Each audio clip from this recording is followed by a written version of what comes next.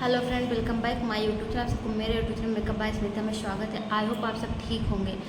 आज मैं आप सबके लिए बहुत अच्छी मेकअप की वीडियो लेकर आई हूँ। आप इसे किसी भी पार्टी या फंक्शन या त्यौहार पर आप लोग कर सकते हैं। आप लोग करके एक बार देखिएगा, आप सबको बहुत ही अच्छा लगेगा। यह मेकअप मैं बहुत ही कम प्रोडक्ट में, बहुत ही सस्ते प्रोडक्ट में की हूँ।